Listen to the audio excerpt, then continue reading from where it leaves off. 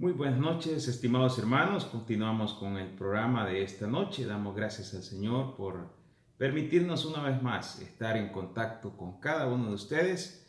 Estamos en este hermoso tiempo de Navidad aprendiendo de temas del nacimiento de nuestro Señor Jesucristo.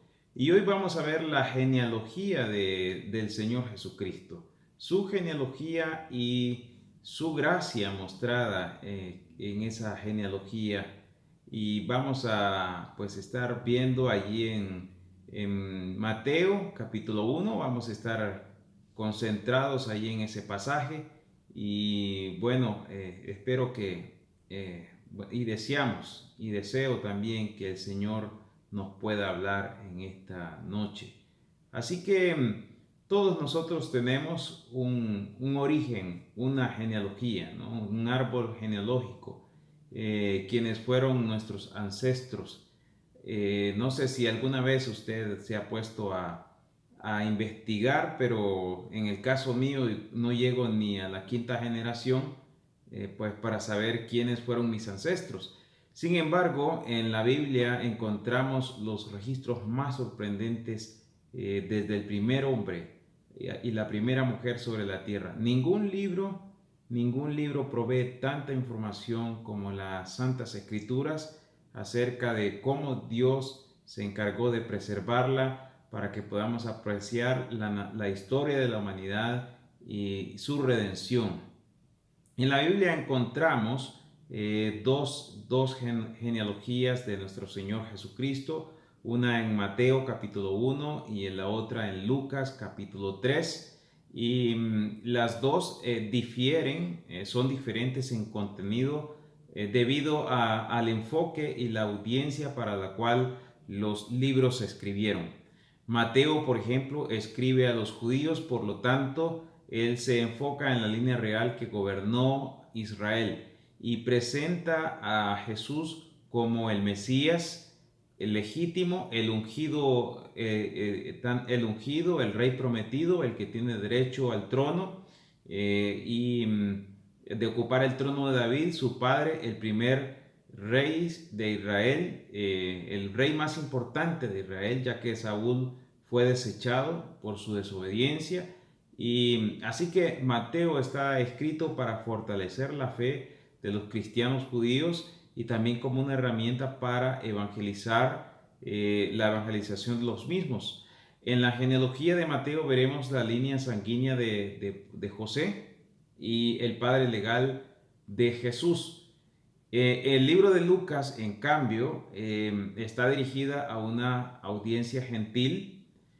Por lo tanto, la genealogía presentada en el mismo muestra otros aspectos de interés de esta audiencia, como ser la humanidad de Cristo. En Lucas se presenta como el Hijo del Hombre, un título que aparece 26 veces como la respuesta a las necesidades y esperanza de la humanidad, quien vino a buscar y a salvar lo que se había perdido. Así que Lucas nos muestra la línea de Cristo por el lado de María y coinciden con la genealogía, las dos genealogías coinciden hasta llegar al rey David.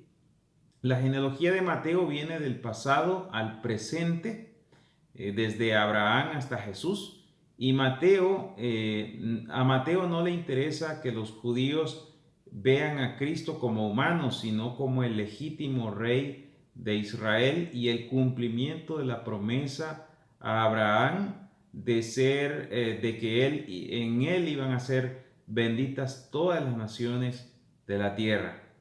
A Lucas le interesa que su audiencia, que los gentiles, vean a Jesús como ese Salvador, el Salvador Dios que se hizo hombre para la salvación del perdido.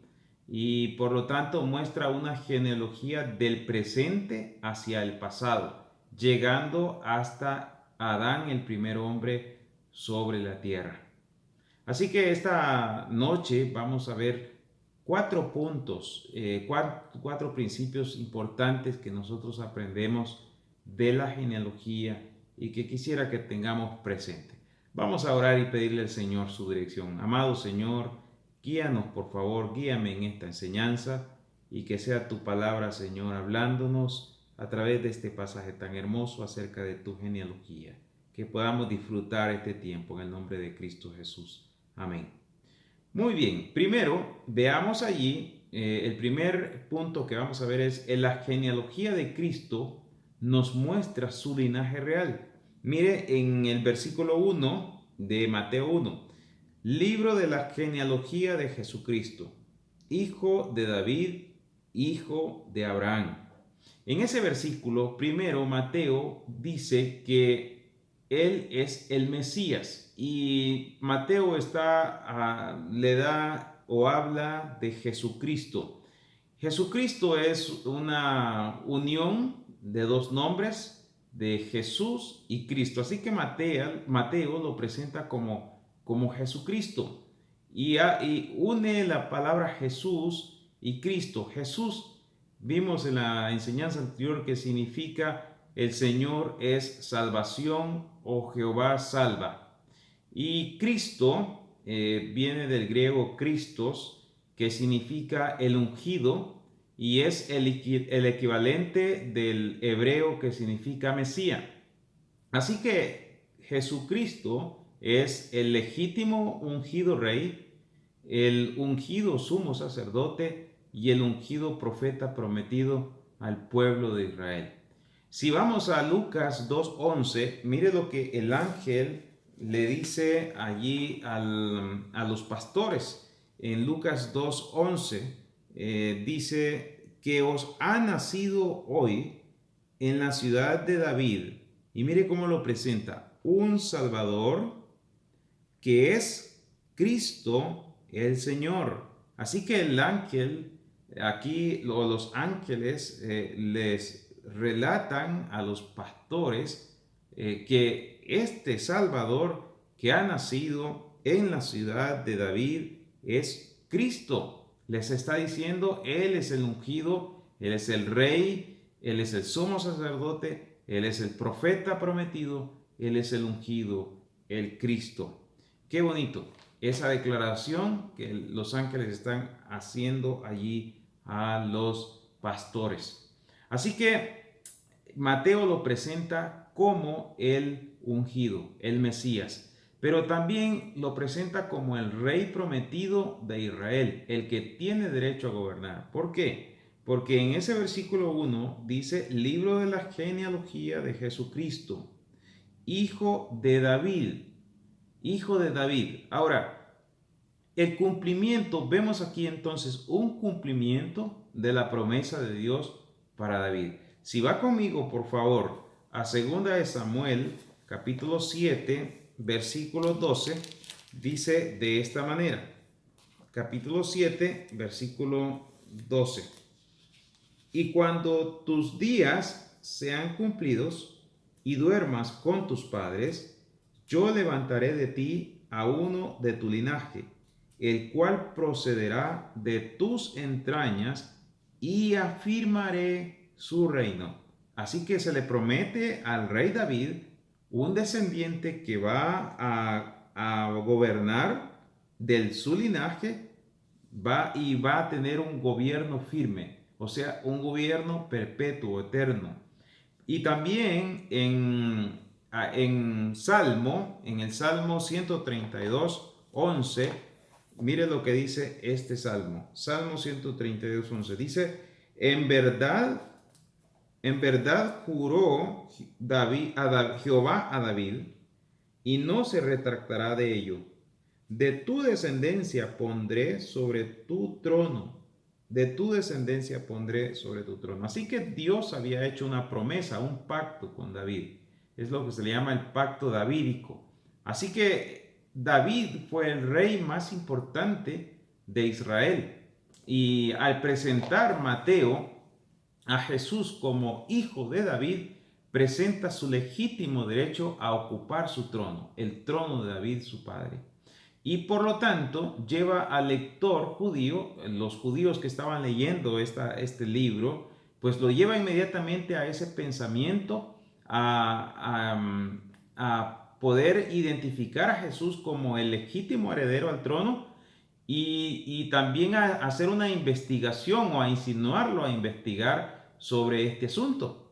Así que a Mateo le interesa que los judíos puedan ver a Jesús como el legítimo rey de Israel, el que ocupa el trono de David, el que cumple esa promesa de Dios hecha a David. Así que David recibió ese pacto de parte de Dios y su cumplimiento viene a darlo el Mesías prometido, Jesucristo. Así que entonces, hermanos, estimados hermanos, la genealogía de Cristo nos muestra su linaje real, su derecho al trono, el ungido rey de Israel, el ungido sumo sacerdote, el ungido profeta que ha sido prometido al pueblo de Israel.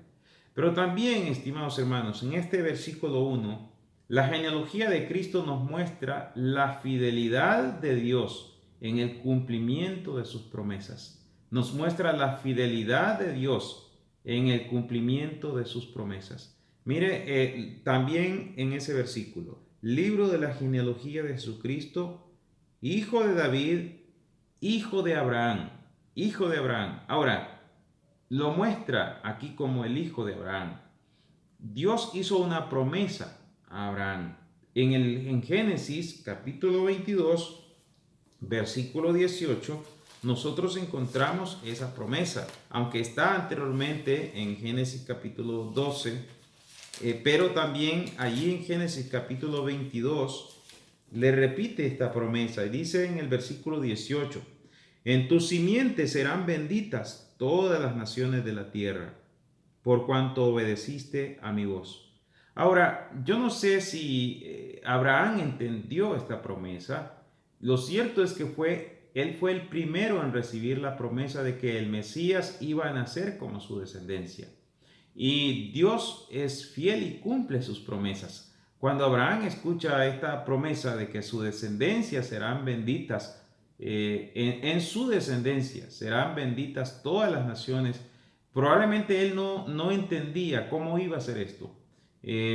Así que, sin embargo, él creyó. Abraham creyó a las promesas de Dios.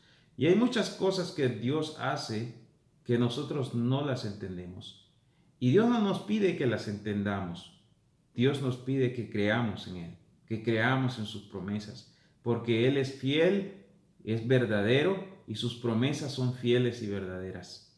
Así que Cristo viene a dar cumplimiento de las promesas de Dios para Abraham y también para David.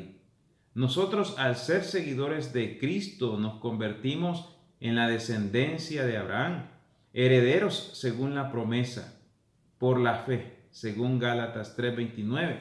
Dice que somos herederos según la promesa, somos descendientes de Abraham por la fe. Y Jesucristo nos dice que somos la luz del mundo. Y por lo tanto, esta promesa para Abraham es un fiel cumplimiento en que en su descendencia serán benditas todas las naciones. Nosotros somos una bendición, por decirlo así, para las naciones por el hecho de ser portadores de la luz de Cristo, portadores del Evangelio. Así que somos descendientes de Abraham por la fe. Y aún más, falta un cumplimiento futuro en donde Cristo se sentará en el trono de David, reinará por 1000 años y luego por la eternidad. Y la Biblia nos dice en Apocalipsis 1:6 que Él nos ha hecho a nosotros reyes y sacerdotes y reinaremos con Él. Así que qué hermosas promesas nosotros encontramos allí, cómo se cumplen, cómo demuestra Mateo ese cumplimiento a través de la genealogía de Jesucristo.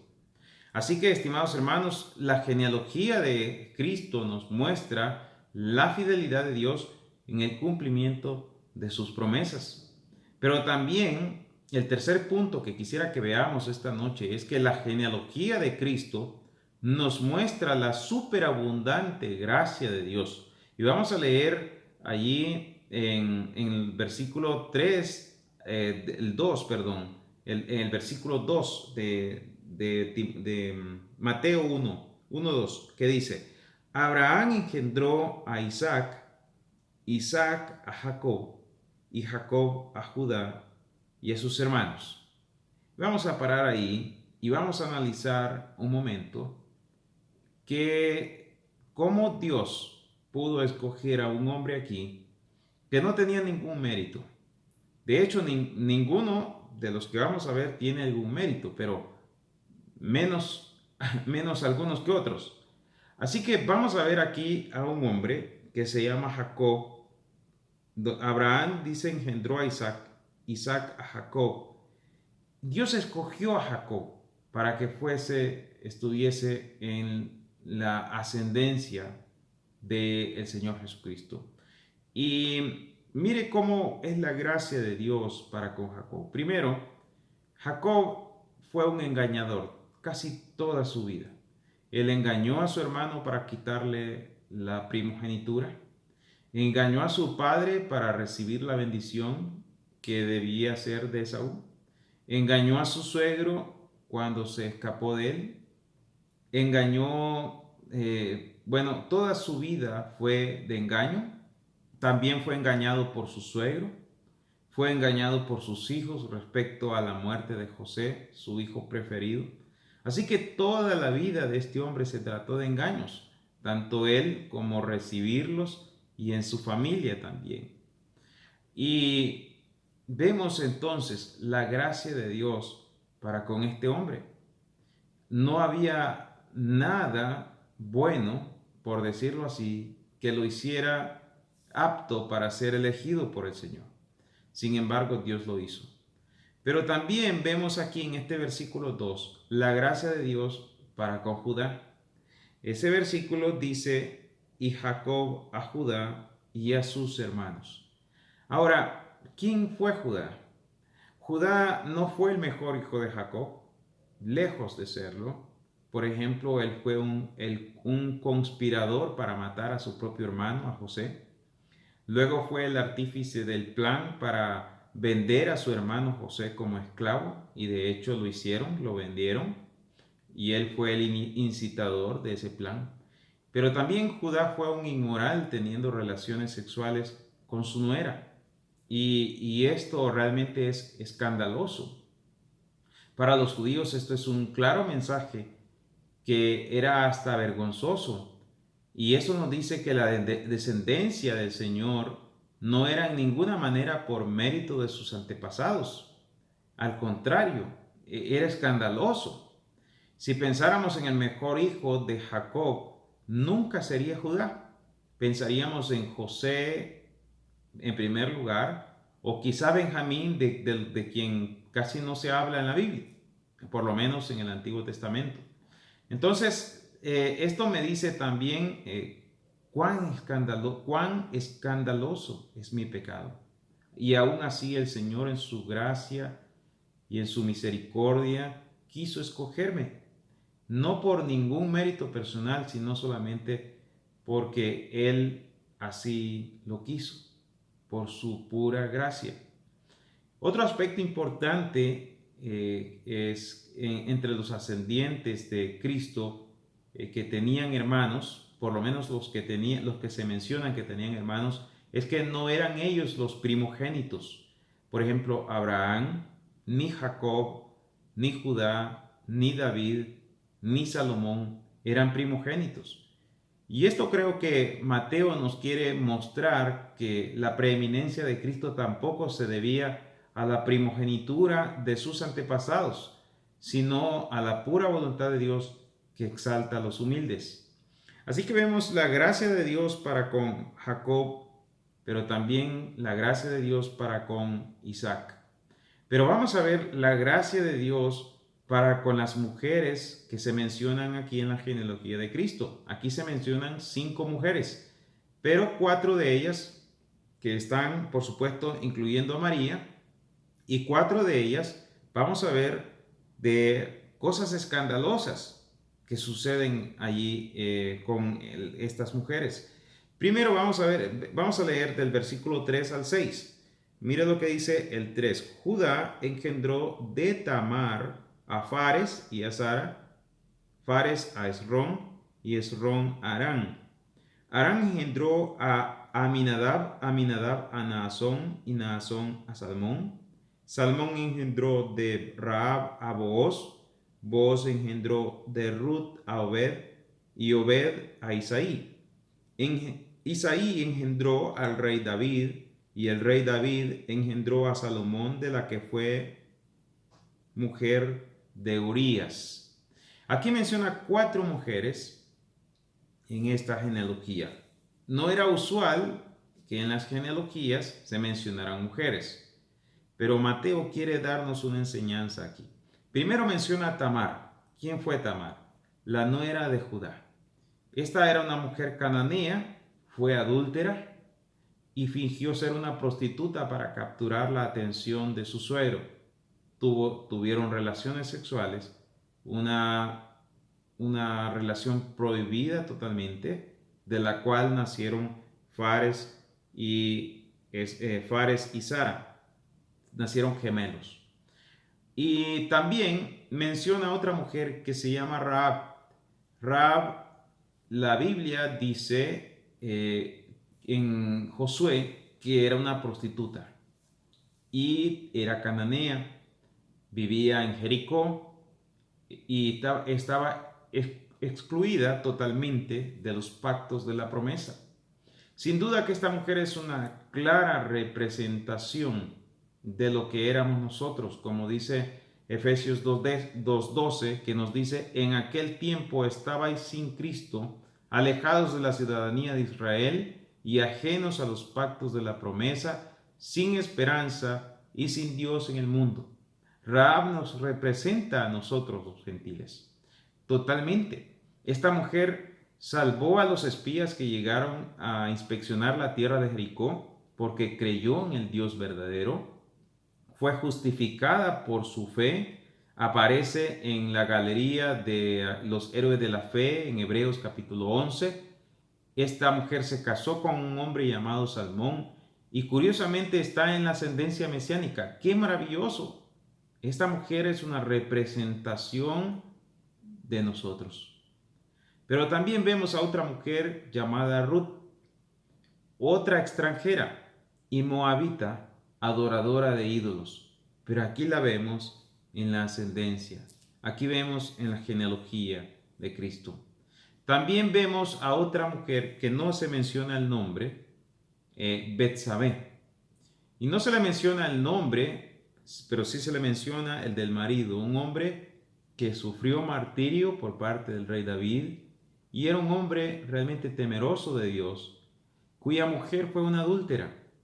Fue una adúltera y esta es una realmente admisión de los más terribles pecadores recibidos por la gracia del Señor. Imagínense cuánto vemos aquí en estos pasajes. Yo creo que Mateo quiere enfatizarnos esto porque él era un publicano. Mateo era un publicano y era un cobrador de impuestos, odiado por su propio pueblo, despreciable, que quitaba el sustento a la gente para dárselos a los enemigos romanos y a la vez se enriquecía en el proceso. Así que el Espíritu Santo a través de Mateo nos da un impresionante mensaje de la superabundante gracia de Dios para con el pecador. Y si el Señor mostró su gracia para con todas estas personas, aún más para con nosotros, aún más para usted si no le conoce. El Señor puede y quiere perdonar sus pecados. Que venga a Él para mostrarle su superabundante gracia. Qué bonito ver cómo Dios muestra su gracia aún en su genealogía. Como dice un comentarista, dice: este rasgo es en la presente genealogía, que difiere aquí de la que da Lucas, guarda consonancia con aquel que se nombra a sí mismo en la lista de los 12 apóstoles, Mateo el publicano, lo cual no hacen las demás listas, como si de esta manera quisiese expresar desde el principio las riquezas inefables de esa gracia que no sólo podía atraer a los que están lejos, sino alcanzar a publicanos y rameras y elevarlos hasta sentarlos con los príncipes de su pueblo. La gracia del Señor. Así que entonces la genealogía de Cristo nos muestra la superabundante gracia de Dios, la superabundante gracia de Dios. Pero también, estimados hermanos, como último punto, la genealogía de Cristo nos muestra la soberanía de Dios. Dios es soberano hasta en los detalles más pequeños. Vamos a leer desde el versículo 7 en adelante, que dice: Salomón engendró a Roboam, Roboam a Abías y Abías a Asa. Asa engendró a Josafat, Josafat a Joram y Joram a Usías. Usías engendró a Jotán, Jotán a Acaz y Acaz a Ezequías. Ezequías engendró a Manasés, Manasés a Amón y Amón a Josías. Josías engendró a Jeconías y a sus hermanos en el tiempo de la deportación a Babilonia. Después de la deportación a Babilonia, Jeconías engendró a Salatiel y Salatiel a Zorobabel. Zorobabel engendró a Abiud, Abiud a Eliaquín, Eliaquín a Azor, Azor engendró a Sadoc, Sadoc a Aquín y Aquín a Eliud. Eliud engendró a Eleazar, Eleazar a Matán, Matán a Jacob y Jacob engendró a José, marido de María, de la cual nació Jesús, llamado el Cristo. De manera que todas las generaciones desde Abraham hasta David son 14, desde David hasta la deportación a Babilonia 14 y desde la deportación a Babilonia hasta Cristo 14. Mateo entonces aquí nos muestra, pareciera que no hay mucho que sacar de estos otros nombres, pero haríamos muchas predicaciones de este pasaje. Y Mateo hace un resumen. Por supuesto que aquí hay más ascendientes, más en la línea de la genealogía de Cristo, pero él hace un resumen de manera que cuadren 14, 14 y 14. Y hay un nombre que sobresale aquí. Mire el versículo 11. Josías engendró a Jeconías y a sus hermanos en el tiempo de la deportación a Babilonia. Este nombre, Jeconías, había una maldición sobre este rey. Este era un rey que también es llamado Joaquín en Segunda de Reyes, capítulo 24, y es el mismo Conías que aparece en Jeremías, capítulo 22. Si buscamos en Jeremías capítulo 22:30, nosotros vemos que Dios había pronunciado una maldición sobre este hombre.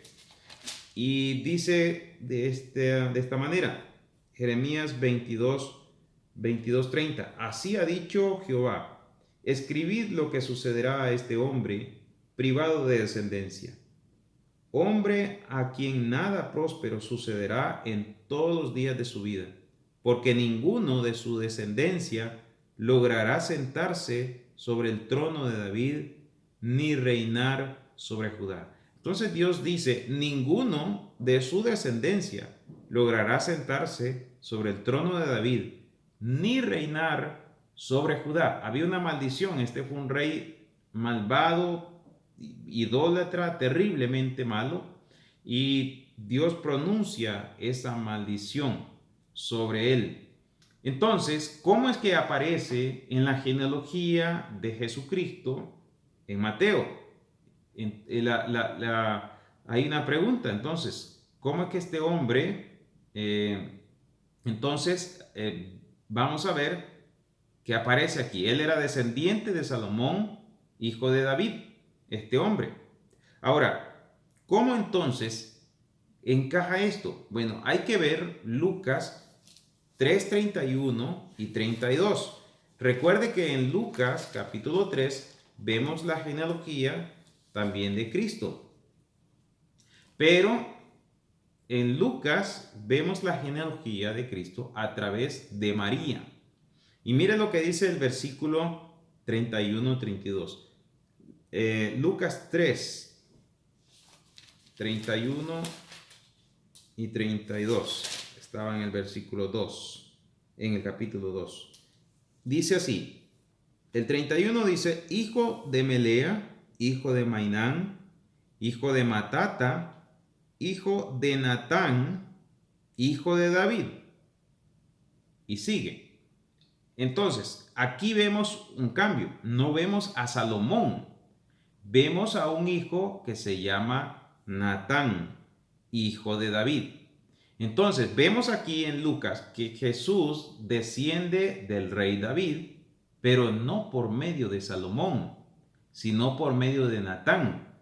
Mientras que en Mateo vemos que Jesús desciende del rey David por medio de Salomón, de quien Jeconías es hijo. ¿Cómo se explica entonces esta aparente discrepancia o cómo se arregla esto? Bueno, es fácil.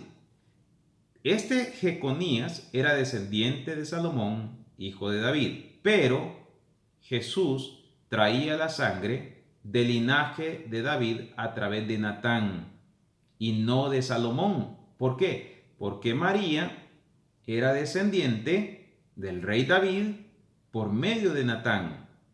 Así que Jesús no alcanzó la maldición de Jeconías, ya que si bien era descendiente por ser de la parte legal por el lado de José, pero no traía la sangre de José, ni traía la sangre de Salomón, ni de Jeconías. Así que sin embargo, sí podía heredar el trono de David por el lado sanguíneo, pues María era descendiente de David por uno de sus hijos llamado Natán. Así que Jesús es heredero del trono legalmente por el lado de José, al ser descendiente del rey David, y es heredero al trono por derecho sanguíneo por el lado de María, al ser también descendiente del rey David. Dios tiene cuidado hasta de los más mínimos detalles. Así que, estimados hermanos, la genealogía de Cristo nos muestra su linaje real. La genealogía de Cristo nos muestra la fidelidad de Dios en el cumplimiento de sus promesas. La genealogía de Cristo nos muestra lo que es la superabundante gracia de Dios. La genealogía de Cristo nos muestra la soberanía de Dios. Y solo quisiera terminar con un pasaje en Efesios 2, 4 al 7, hablando de esa misericordia tan rica, esa gracia del Señor, como Dios realmente por su gracia nos amó tanto a nosotros. Y podemos verlo en esa genealogía del Señor. Mire el versículo 4. Pero Dios, Efesios 2:4, pero Dios, que es rico en misericordia por su gran amor con que nos amó, aun estando nosotros muertos en pecados, nos dio vida juntamente con Cristo. Por gracia sois salvos. Y juntamente con Él nos resucitó, y asimismo nos hizo sentar en los lugares celestiales con Cristo Jesús, para mostrar en los siglos venideros las abundantes riquezas de su gracia en su bondad para con nosotros en Cristo Jesús. Y sigue después, por gracia.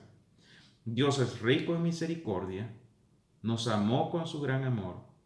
Dice este pasaje que estando nosotros muertos, nos dio vida juntamente con Cristo.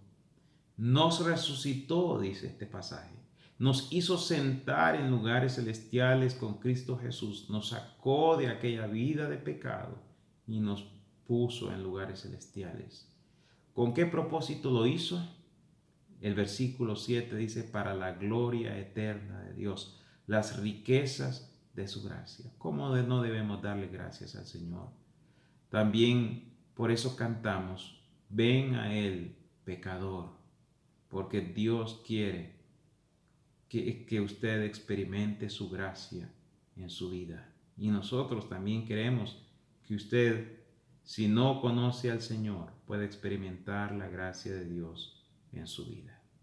¿Qué tal si oramos? Amado Señor, muchas gracias. Vemos cuán gran ejemplo de tu gracia, de tu amor, que esas personas que están, Señor, en tu línea, no en ninguna manera eran elegibles por nosotros. En ninguna manera tenían méritos. De hecho, no había forma de que la gente del pueblo de Israel se jactara o dijera que fueron personas dignas de esa genealogía. Y eso nos enseña a nosotros cuán grande es tu gracia que has mostrado hacia nosotros, que nada éramos, lo peor de este mundo éramos, pero tú, con tu rica misericordia y tu superabundante gracia, nos has elegido para sentarnos en los lugares celestiales con Cristo. Gracias, Señor, por tu palabra esta noche, en el nombre de Cristo Jesús. Amén. Muy bien, estimados hermanos, que el Señor les bendiga y continuamos con el programa de esta noche.